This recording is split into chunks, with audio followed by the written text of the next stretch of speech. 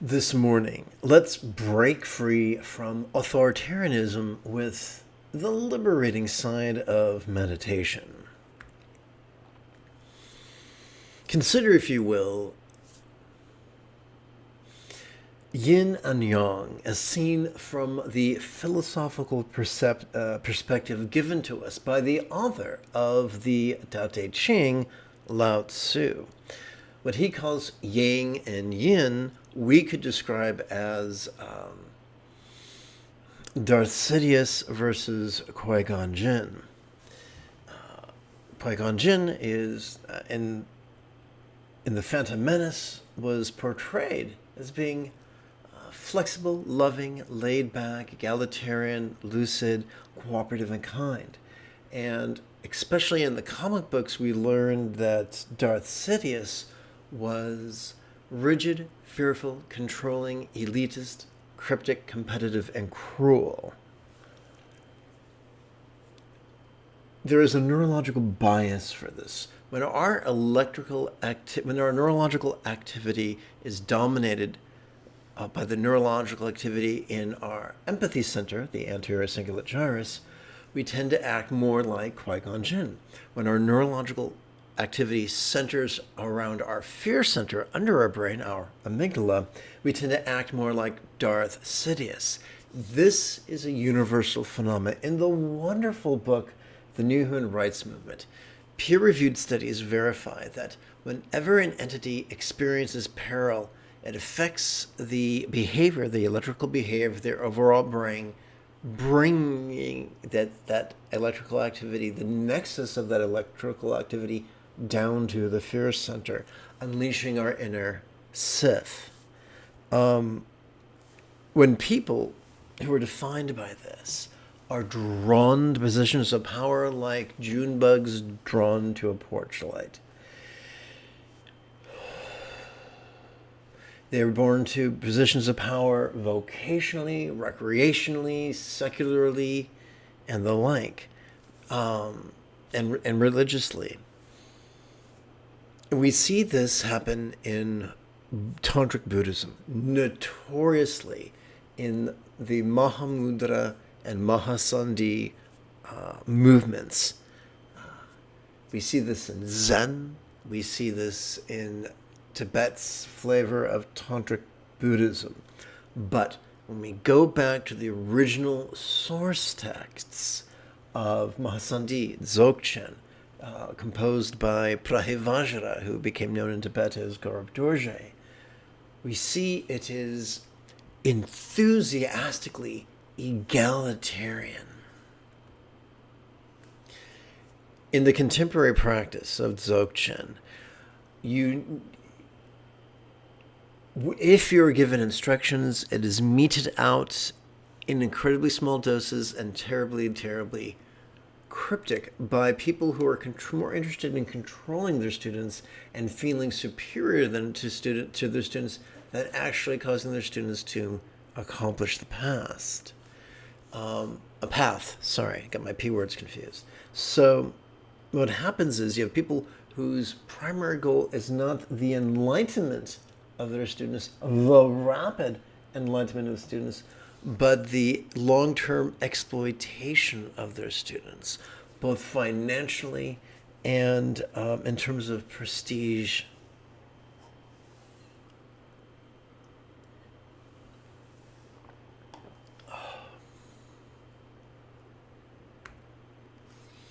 So allow me to remind you of the radical teaching that no permission is required to practice the essence of Dzogchen.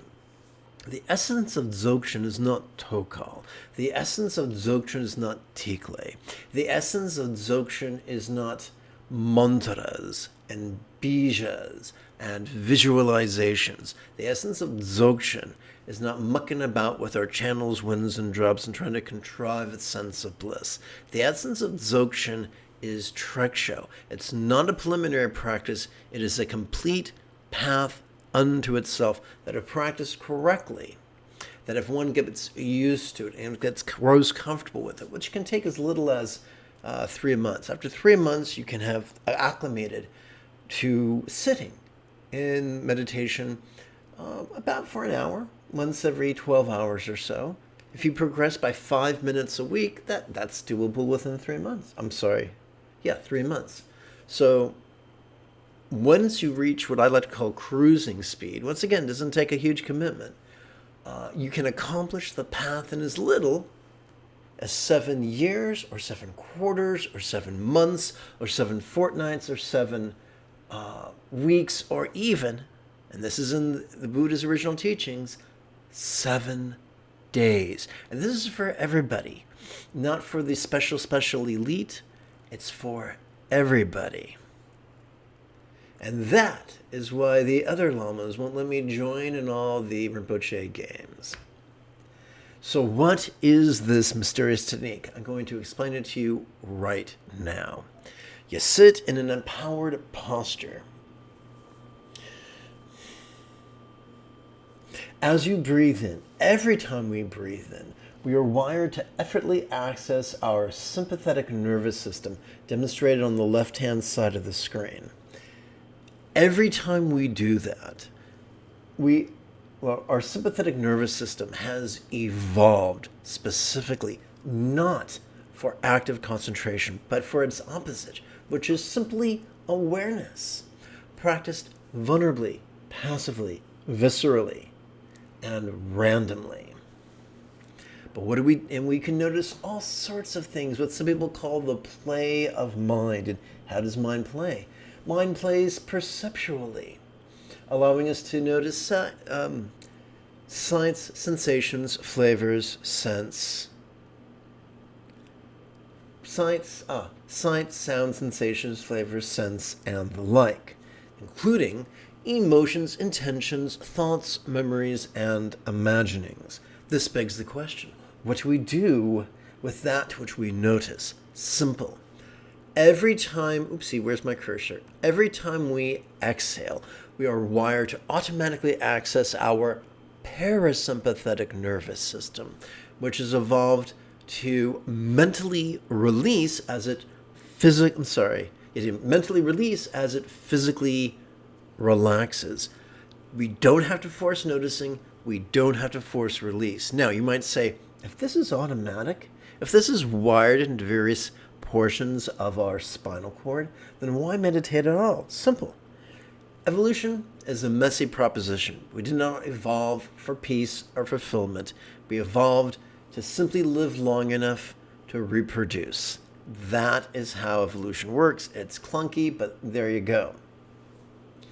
Because of the enormity of the 3-pound supercomputer between our ears, I forgot an adjective, 3-pound squishy supercomputer between our ears, it's helpful to choose to align our intention with the awareness and release latent within our spinal cord. Doing this is the engine that drives the meditation machine.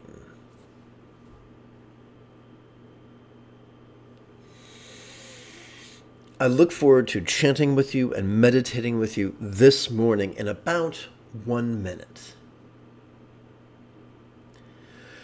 This is Lama Jigme Gyatso of the Buddha Joy Meditation School. Welcome to Meditate Like a Jedi, which is made possible due to the generosity of viewers just like you. If you love Star Wars and you wish to meditate as transformatively as young Luke Skywalker on Dagobah under the guidance of Yoda, be sure to subscribe and ring that notification bell. And real quick, I've got some good news for you. The moment you have a specific question about Buddhist meditation, Buddhist philosophy, or how to apply it, simply type your question in great detail in the chat window, which if you're on a desktop or a laptop will be on the right-hand side of the screen.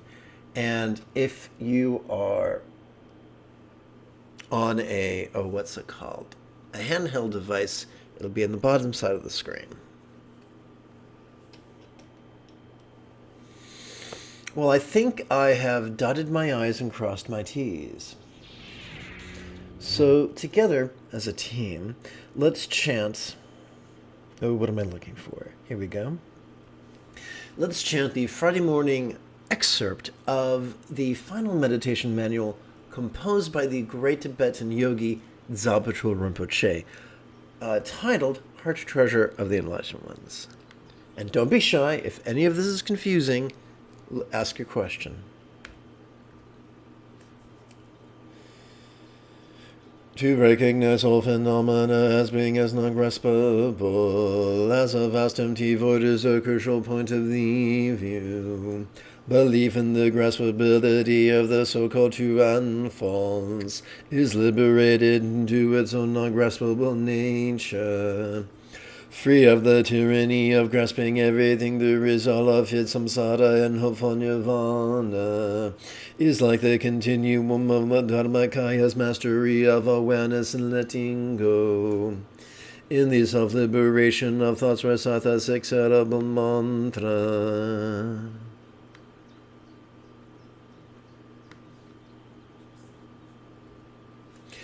Do not follow after the object of hatred, watch the angry mind. Anger liberated by itself as it arises is the clear void.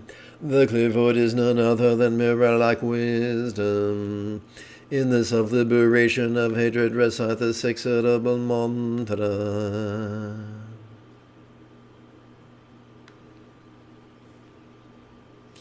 Do not chase after the object of pride, watch a self-clinging mind. Self-importance liberated by itself as it arises is primordial voidness.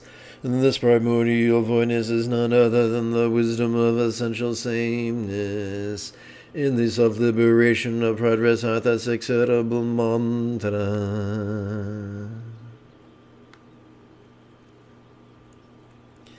Do not hanker after the object of desire, watch a craving mind. Desire liberated by itself as it arises is bliss void. This bliss void is none other than discerning wisdom. In the self-liberation of desire, recite the six edible mantra.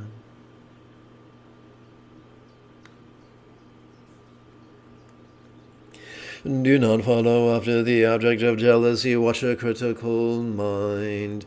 Jealousy liberated by itself as it arises is void intellect. This void intellect is none other than all-accomplishing wisdom. In the self-liberation of jealousy, recite the six edible mantra.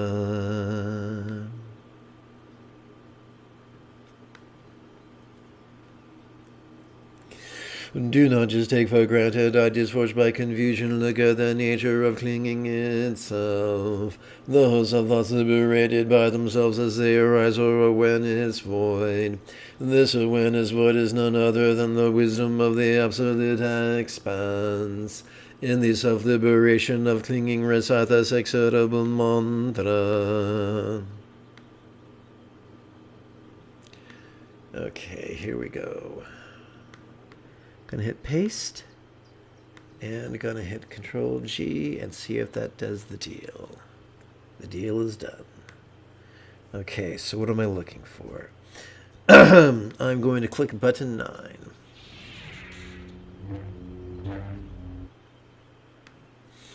We come now to my adaptation and amplification of Teng Tong Gyalpo's all-pervading benefit of beings, the recitation and meditation of the Great Compassion One, translated from the Tibetan into French by Bokor Rinpoche, and from the French into English by Christine Boucher. Ooh, that is weird. Okay, so let's take a moment to exercise the neural pathways responsible for empathy and enthusiasm with the following recitation. And by the way, allow this photograph of a wooden Buddha statue to inform your posture. Notice how the Buddha is not depicted as sitting in a full lotus, but the quarter lotus. The knees are comfortable, there's no strain upon them. The dynamic comes from opening the hip joints. Let's chant. Oopsie, let's go over here and dead. One moment, please bear with me.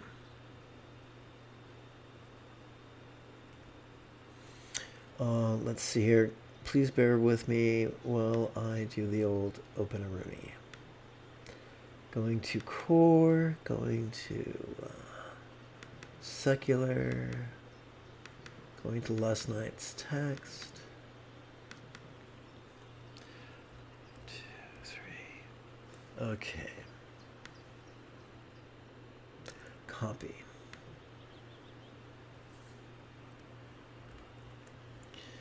Thank you for your patience, and I'm going to the return to the root text. Okay. Paste. Together. May I liberate all beings by relying on the 3 jewels. May I liberate all beings by relying on the 3 jewels. May I liberate all beings by relying on the 3 jewels. And now, for shits and giggles, I'm going to photograph this for today's workout. Let's see. Let's hit the photo button. Okay. And we're off. We're going to now do some chanting to remind us to contemplate the iconography of the archetype of enlightened compassion. We do this to inform our use of similes and metaphors that is the foundation of our mantra meditation. Together. Above myself and all beings of the universe appears a white lotus and moon disk. On them the suitable tree from which appears a noble Chenrezig. His clear and white body emits 5-colored rays. He smiles and looks upon us with compassion. His 4 hands, the inner 2 are joined. The outer to the right holds a crystal mala, and the left a white lotus. Garments and jewels adorn him, a disk of light covers his shoulder. To his back an immaculate moon disk, he embodies the essence of all refuges. He sits in the Vajra posture, the Buddha of limitless light crowns his head.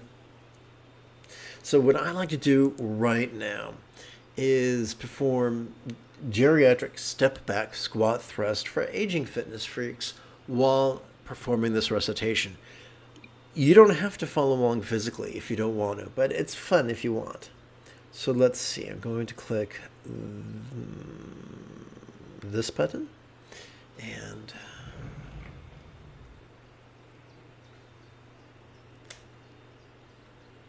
okay.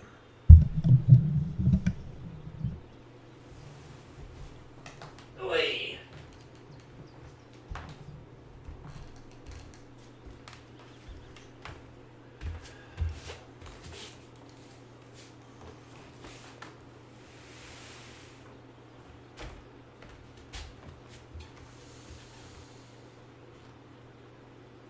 Lord, what in color, unstained by faults, a perfect Buddha adorning your head. You look upon all beings with eyes of compassion. Chenrezig, we bow to you. Lord, what in color, unstained by faults, a perfect Buddha adorning your crown. You look upon all beings with eyes of compassion. Chenrezig, we bow to you. Lord, what in color, unstained by faults, a perfect Buddha adorning your crown. You look upon all beings with eyes of compassion. Chenrezig, we bow to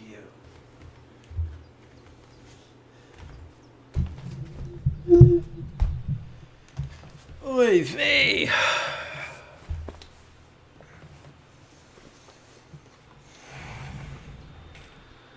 Whew.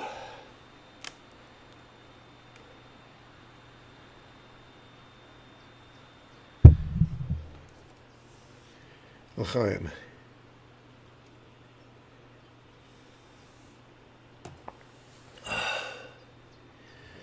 Okay.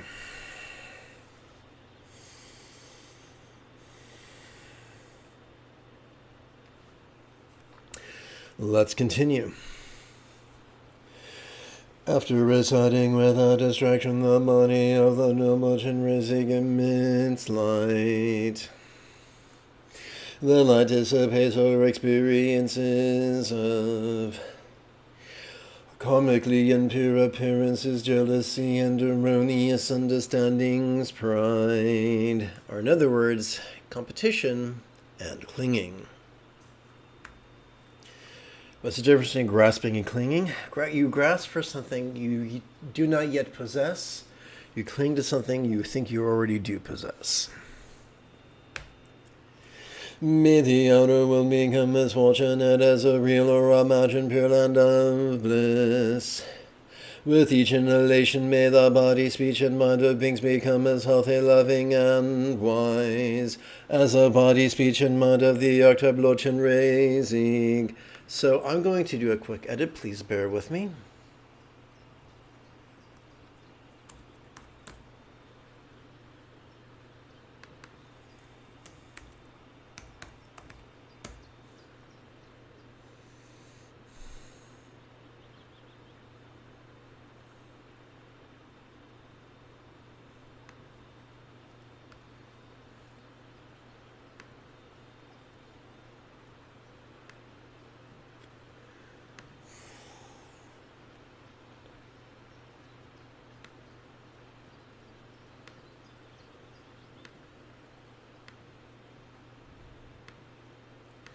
Okay, let's try that again.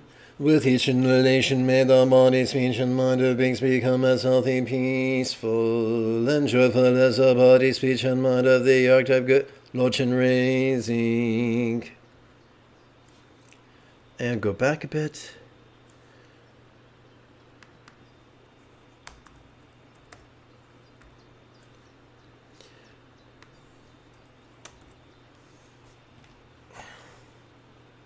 Fan, auto, cool, dry.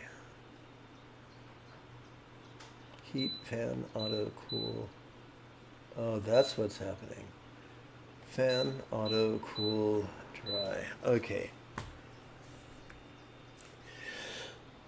With each exhalation may appearances, sensations, sounds, and cognitions feel as not graspable as if they were one in their empty nature. Let's review the meaning of the mantra. Let's demystify the mantra. Om I invoke those wish of filling money jewel. And letting go's purifying Padme Lotus, whom may all beings pass through this path. So basically we're invoking love and letting go.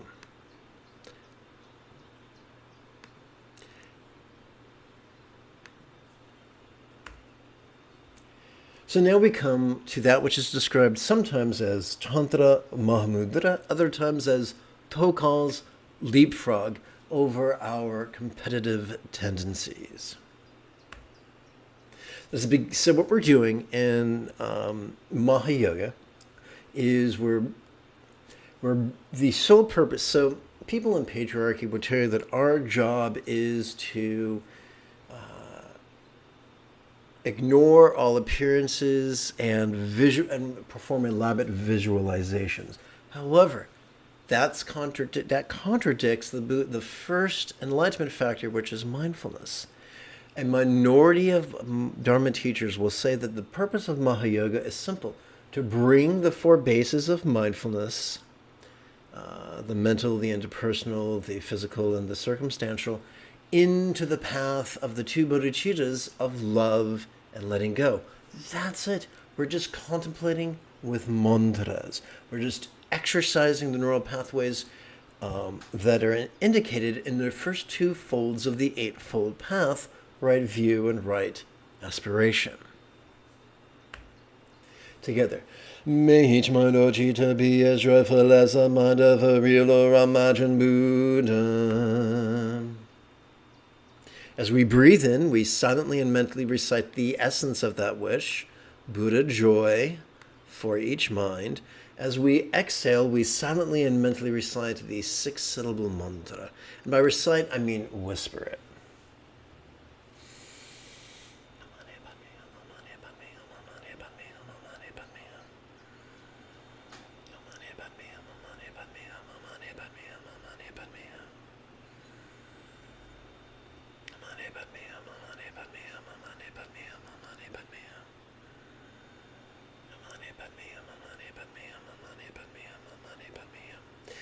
The Theravadan teachers who specialize in metas, loving kindness meditations, will say that by wishing that all beings everywhere enjoy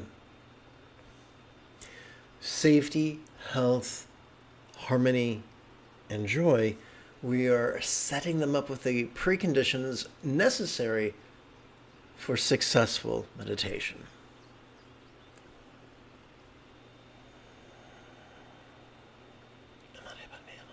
I think I already did this. Let's move forward.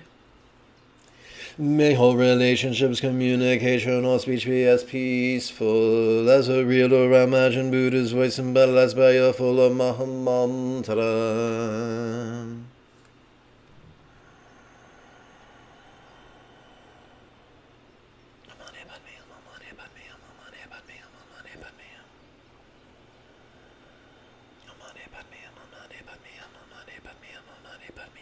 No, our job is not to work magic. Our job is not to visualize or believe or emote. Our job is simple. We silently and mentally recite this intention as we breathe in. We physically relax as best we can during the whispered recitation of the mantra as we breathe out. If we do this, we will make progress on the path. Now, such things are an affront to those who possess pseudo-intellectual pride. But that's the great irony. The Buddha's path does not require a PhD. Remember, it can be mastered in 7 days.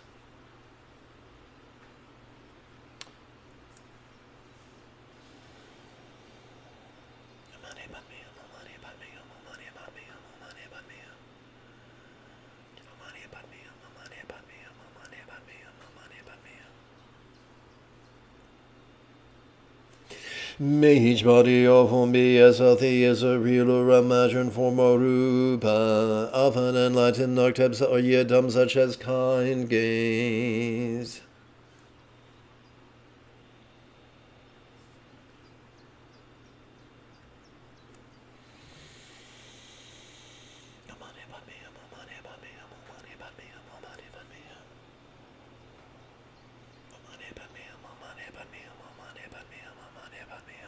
As we play with this contemplation, all we're doing is exercising the neural pathways responsible for empathy.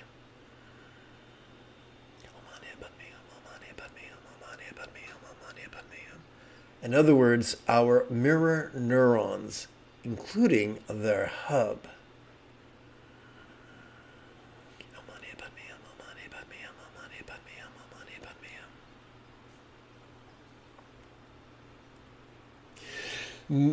Okay.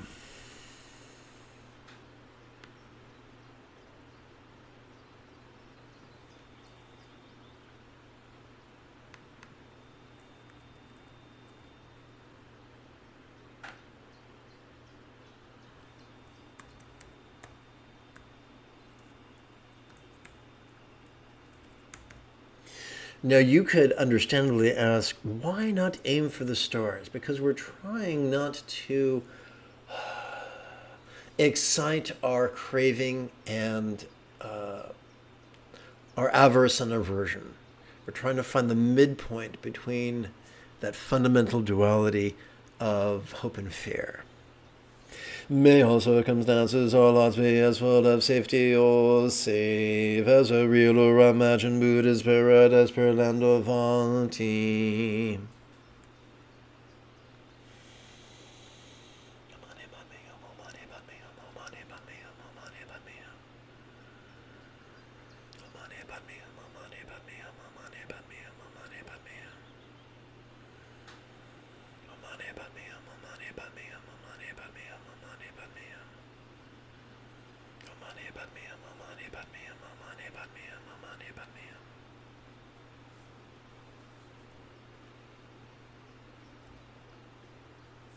The author of the text wrote, while meditating upon the meaning of this, recite the mantra as much as you can. So for the second half of our mantra contemplations, we're going to practice Tokal's insightful leapfrog over our clinging tendencies.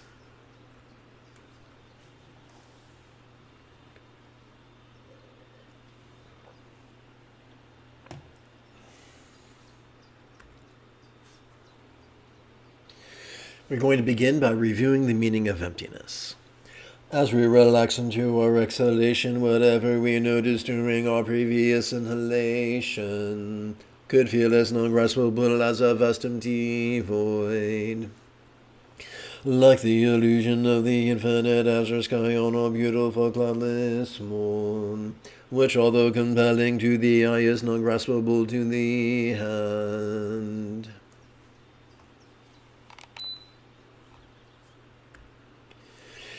How is it that... So what follows is a series of actually 8 rhetorical questions.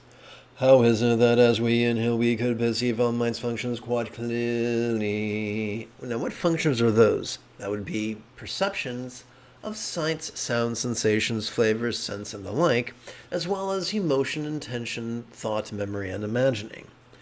How is it that as we inhale, we could perceive our mind's functions quite clearly?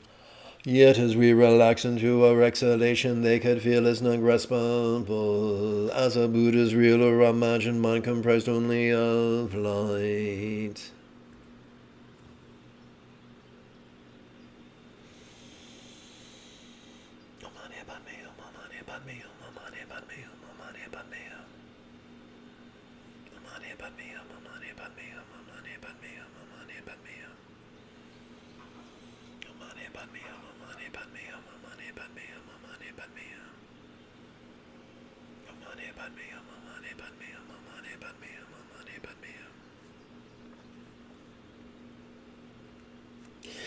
How is it that as we inhale, the interpersonal experience of communication could be quite resounding? Yet as we relax into our exhalation, it could feel as non-graspable as a mantra of light.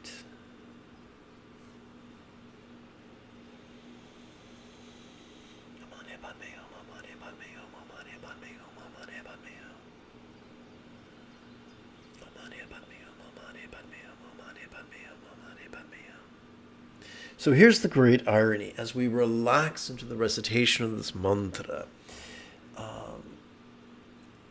whatever neural activity was centered around the fearful underbrain begins to migrate up to the empathetic anterior cingulate gyrus, the seat of empathy. This is how we transform away from being Oscar the Grouch into Big Bird.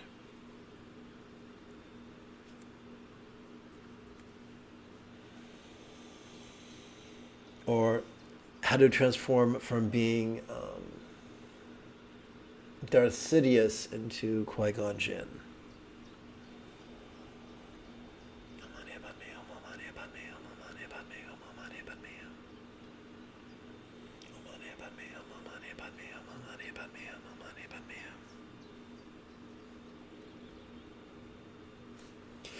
How is it that as we inhale, all bodies, all forms could feel quite sensual? Yet as we relax into our exhalation, they could feel as non-graspable as an archetypal yidam such as kind gaze of light.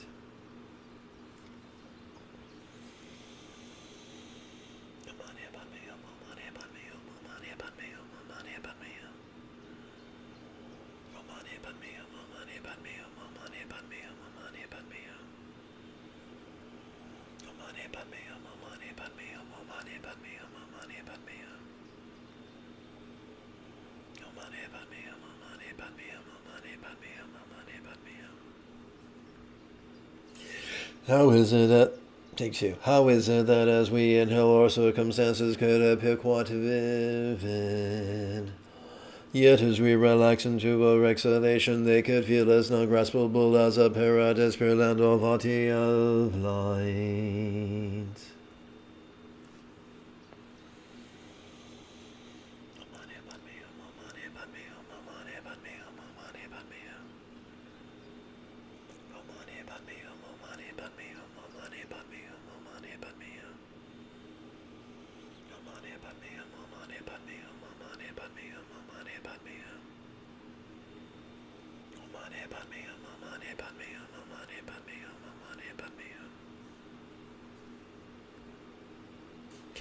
At the end, method conceptualizing the three spheres of actor, action, and recipient evenly in neuronation. Fabulous. How do we do that? Simple. The key to mindfulness is to remember that during our inhalation, we have evolved to access our sympathetic nervous system, which has not evolved for active concentration, but instead for simple perception, vulnerable, passive, visceral, and random. During this, we could perceive all manner of things: sights, sounds, sensations, flavors, scents, and the like, including emotions, intentions, thoughts, memories, and imaginings.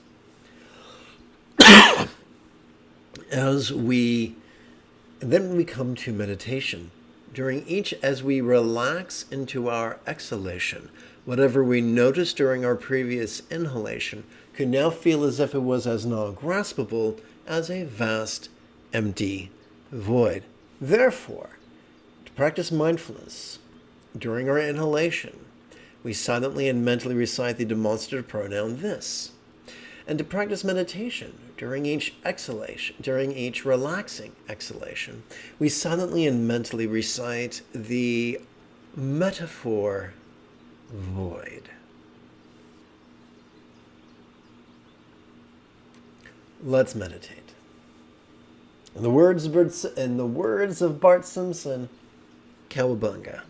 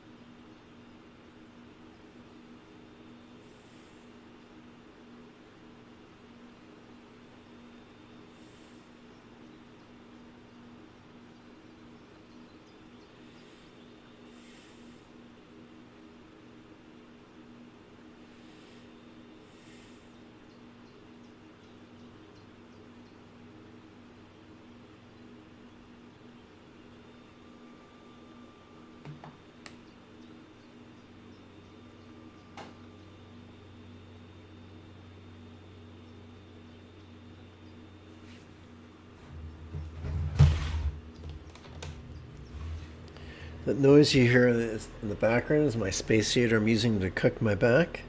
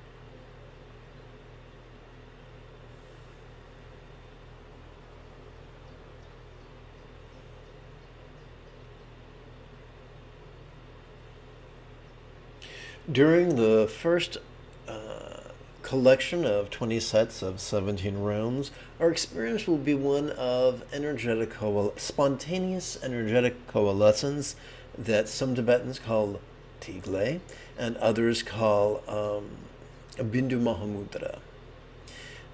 During the second set of 20 sets of 17 rounds, our experience will be more of the spontaneous play of mind. We don't have to force that. That's just a pattern that can be observed. So the purpose is not to repress thought or to chase thought.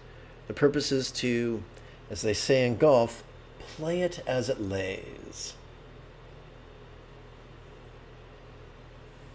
In the words of Joan Didion, of course.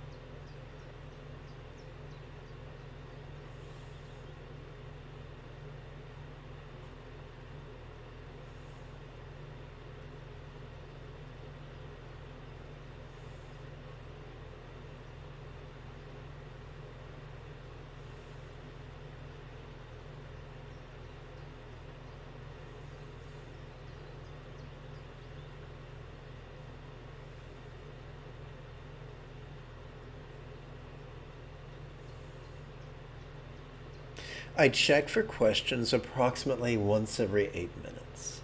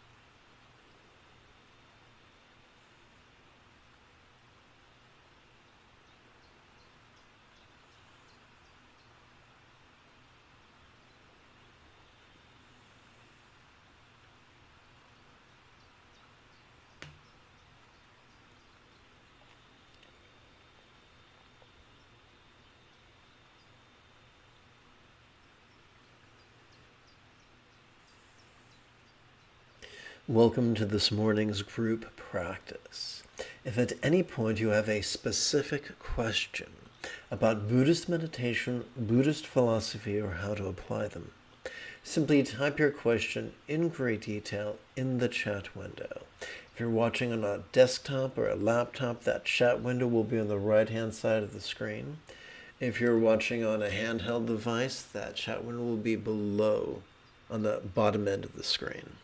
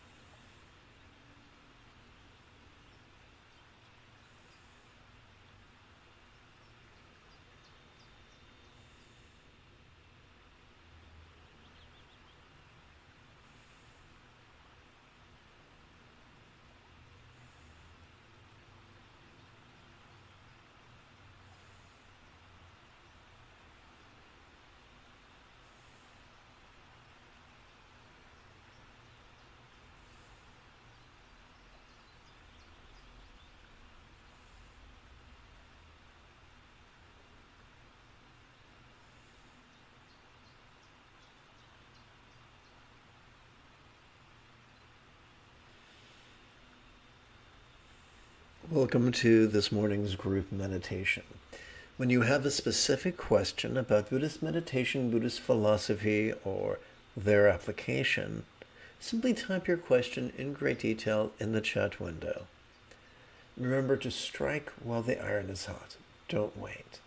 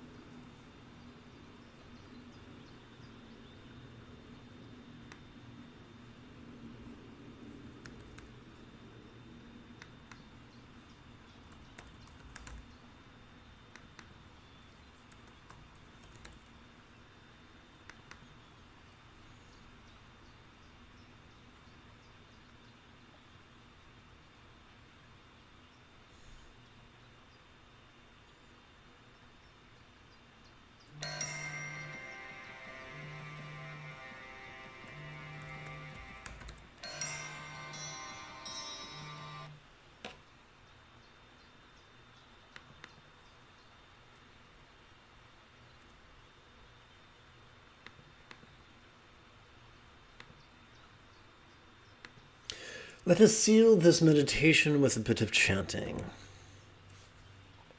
May my body and others' bodies be as healthy as the body of Chinrazik. May all sounds be as peaceful as a six-syllable melody. And may all mental activity be as joyful as the domain of great wisdom.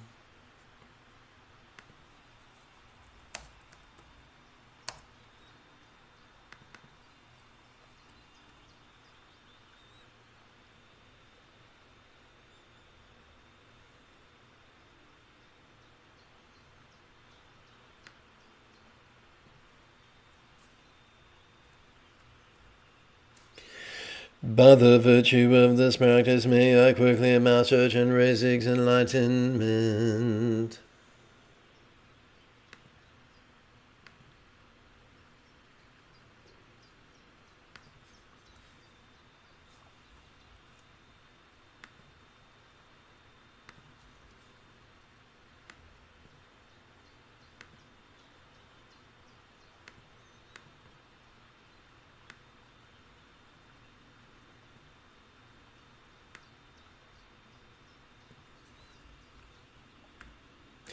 By the virtue of this practice, may I quickly master Chenrezig's enlightenment.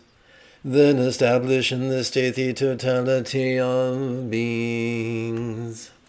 By the merit of this meditation and recitation, may I and those related to me through intention, as soon as we leave our impure bodies, be miraculously born in Sukhavati, immediately Trifasat and Bodhisattva Bhumis, and through emanations benefit all beings in the 10 directions. If you feel that I have earned it, you could type something in the chat window. You could give this live stream a thumbs up. You could share it with a friend. You could even help support this channel on Patreon. In approximately 2 1/3 hours, I would very much like to return to lead today's mid-morning lesson and meditation. Until then, may you and yours be happy and healthy. And if you are as geeky as me,